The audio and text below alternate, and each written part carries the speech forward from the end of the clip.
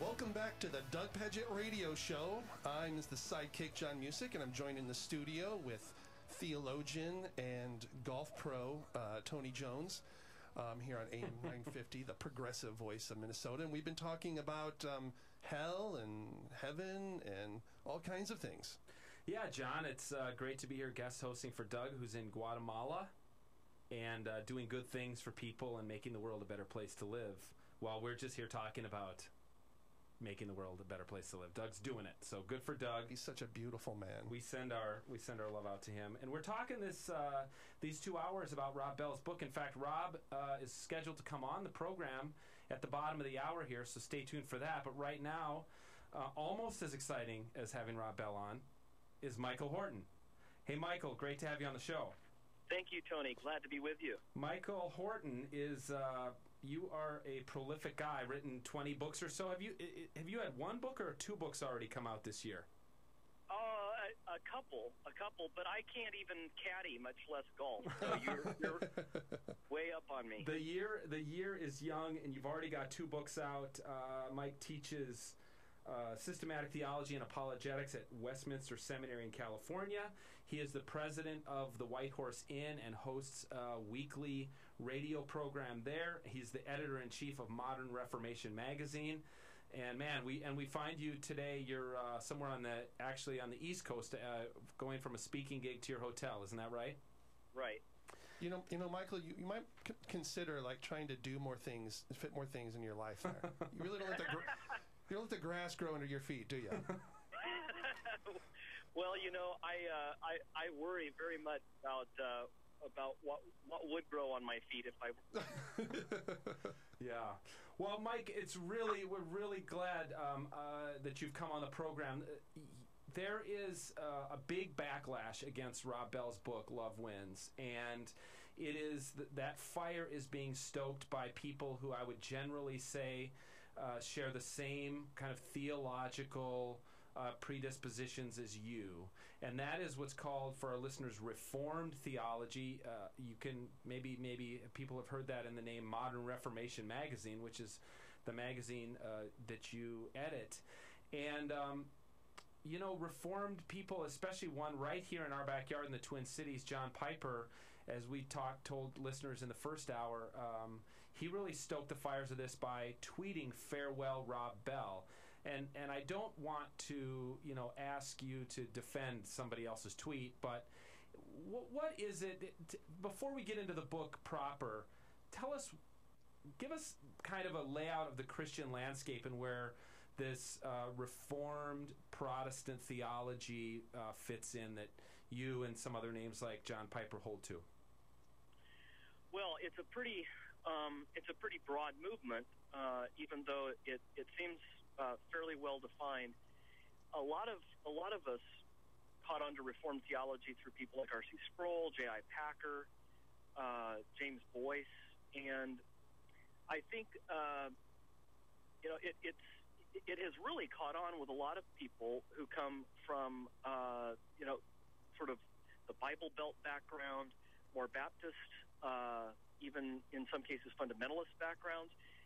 So you have everything really across the board, lots of different streams identifying themselves now as Reformed. And from my perspective, there are lots of things that bind us all together when we talk about the doctrines of grace, for example. But those are really important agreements. But Reformed theology is a lot broader than the 5 points of Calvinism. It's covenant theology. It's a theology of creation and theology of stewardship, and a whole host of things that are important alongside, of course, the central core of things, the theology of redemption and grace. You know, listeners in the Twin Cities and who are listening online through Ustream and are listening to this on a podcast or something, some of them may be familiar with the fact that there was another Twin Cities pastor named Greg Boyd who kind of ran afoul of those of you in the Reformed camp a few years ago.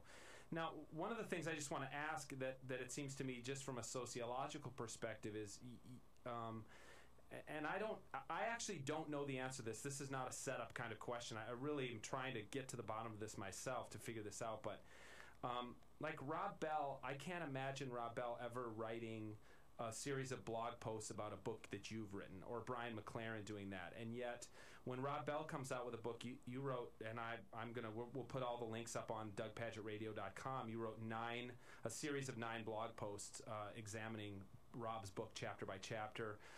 John Piper feels the need to speak out against it. Al Mohler does a big thing at Southern Baptist Theological Seminary, a big kind of conference against Rob's book just as it comes out.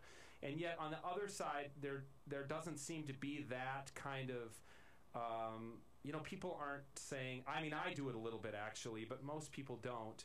So what is it? There's something in the Reformed category that doctrine's really important, and when somebody writes a book that seems to be outside of doctrinal orthodoxy, there's a response to it from the Reformed camp, and there must be something inherent in Reformed thinking that would lead to that, or maybe the genesis of it in Calvinism or in Augustine or something like that.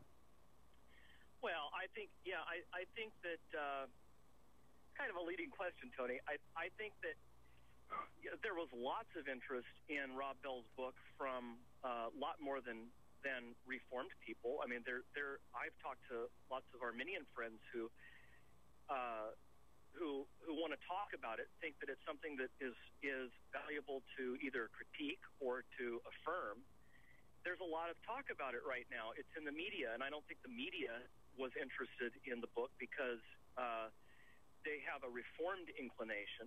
I think that they realize that the theses that Rob Bell pursues in that book are not just the target of criticism by Reformed people, but are challenges to historic Christian theology on a number of points. So I think that to be honest, Tony, I feel like sometimes with people in the emergent movement or the open theism movement or now Rob Bell, there's a kind of tendency to stir up the hornet's nest, and then when the bees come out and analyze and evaluate what's been done, to basically play the martyr. And for instance, my critique of Rob Bell's book was an engagement. I feel honored when someone takes the time to read one of my books and for the most part gets me right and disagrees with me. And I think that I don't know, I think people need to develop a thicker skin. If they're going to stir things up, then they need to stand up and interact and engage with people who disagree with them. Yeah, Mike, I actually totally agree with you on that. And I've taken some heat on my own blog because I've written 6 or 7 posts now on